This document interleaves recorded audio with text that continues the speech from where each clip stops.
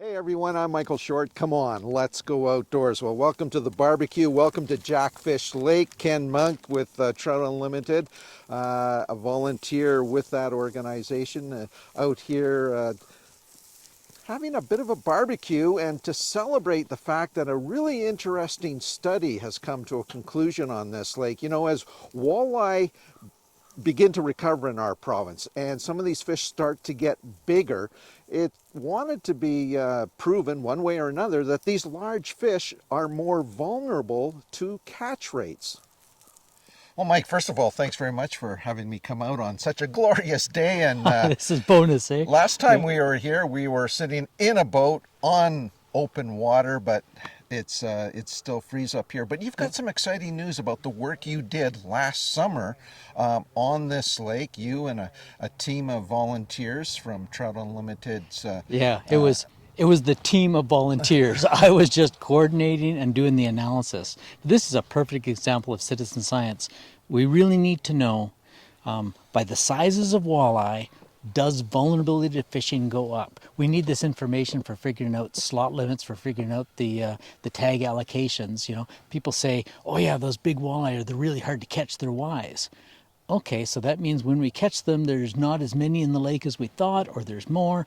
We have to measure a mathematical parameter called vulnerability. What that involves is tagging a bunch of fish and having some really good anglers like the Trout Unlimited crew come out and catch the tagged fish. Was there I guess, a feeling going into this study that larger fish would be more vulnerable to a catch rate?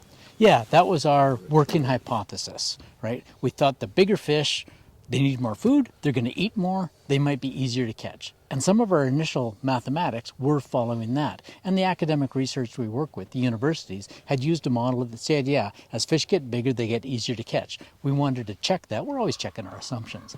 And with these volunteer anglers saying, you know, we can catch quite a few fish. Is there a project we can do together? And I go, oh, yeah.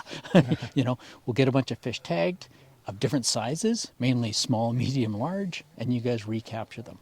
So, I guess in terms of selecting a lake, why was Jackfish a lake that you wanted to focus your efforts on this study on? It was small so that we can actually catch a proportion of the fish in the lake. If I had 3 guys on Lesser Slave Lake, we'd tag fish and they'd never see another tag. So it has to be small enough we have a good chance of recapturing, but big enough that it has a good population of walleye. So this lake was sort of in that Goldilocks zone. So, I guess cutting to the chase, you spent the summer, fall doing the study. What did it reveal in terms of I guess, catchability of larger fish? Yeah, it was really successful. The sample sizes were large enough that we could definitively say small, medium, and large had about the same catchability. The big fish aren't harder to catch because they're smarter, and they're not easier to catch because they eat more. It was about the same. Not about the same. Statistically, it was exactly the same. So what does that tell us? What does that mean in terms of folks like yourself going back and putting together management plans? Oh, for our allocation of tags in Alberta, for our calculations of what size slot, this is the correct mathematics we needed. You know, so it was, again, we're scientists, we like to recheck our assumptions. We'll have to use the information from Minnesota or Wisconsin or Ontario where we don't have that information, but Alberta data matches the Alberta lakes, matches the Alberta anglers. So this is a perfect, yep, we had a basic idea and now we can refine it much better. So our calculations are just much more accurate. And are these results applicable to every lake in Alberta, or will there be variations? Yeah, there's variations. This is actually one of 8 studies that we're doing to look exactly at that, to look at the variation. So if you don't have anything but Jackfish Lake for size vulnerability, we'll use it. But we'll be kind of uncomfortable applying it to Smoke Lake or Ossigan Lake or Buck Lake. Let's do those studies too, and that's exactly what we're doing. Got to start somewhere. When you look at, I guess, this lake in particular, it was interesting taking a quick look at some of the information you provided. It really highlighted the success rate of a high number of anglers on this lake, basically catching every fish in the lake. What is that a concern, a worry, or is that a positive? It's not a worry, it's a fact. 3 anglers caught 20% of the fish in a lake. And they're really, really good anglers, right? So I'm not applying that to all anglers, but it does show how vulnerable these fish can be. Like, it's a northern fish. They can't let a lot of bait go by. They've got to eat it. They've got to, get their energy levels up in the fairly short summer. So they eat more. So our vulnerability in these northern lakes, without a lot of species in the lake, is much higher than a place like Ontario, Wisconsin, where, hey, it's a longer growing season. There's a lot more bait options. You have to match the hatch almost if you're a walleye fisherman. In a lake like this, we found, they basically have to eat anything because it's north, right? I guess the other thing that what this study indicates, especially based on the success rate of your team, is the proper catch and release technique, because these fish were caught again. They were surviving. It really highlights the need that every angler needs to be practicing a good procedure catching and releasing those fish. Yeah, that was a really interesting thing. These gentlemen are superb anglers, and they have handled hundreds and hundreds of fish. And yet the time it took them to process a fish at the start of the study was twice as long as it took later in the study. It was just amazing watching them improve. Even though they were already, I would call them expert anglers, they became superlative fish handlers by the end of the study. It was just a matter of seconds that a fish would come aboard, get measured, get a tag, get back in. Someone else is writing the notes. They had it down. And we learned so much. What made you so fast? Oh, it was having things ready.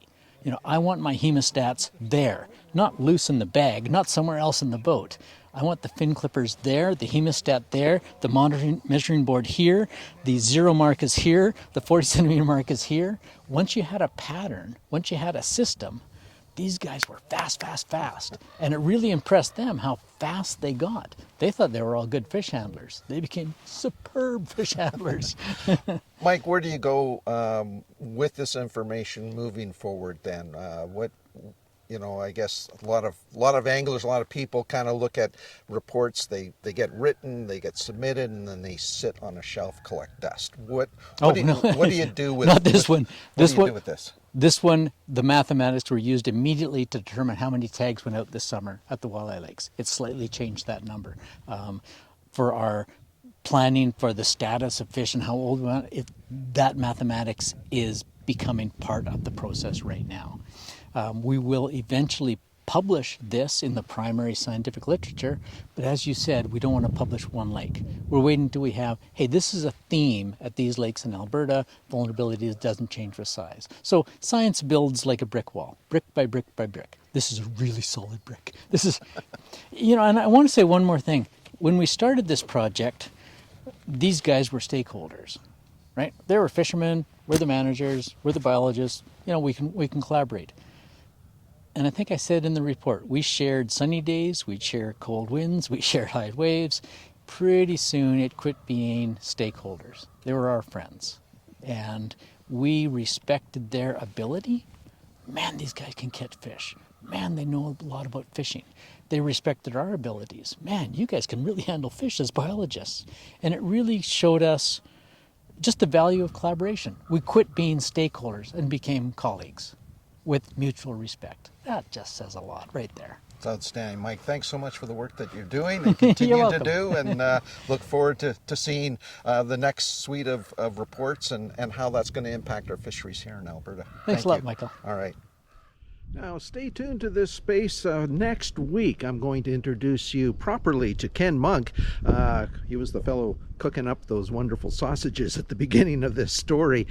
Ken and I sit down, we talk about his participation along with a couple of other volunteers from the Northern Lights Fly Tyers, a chapter of Trout Unlimited, and what they took away from participating in this very unique study.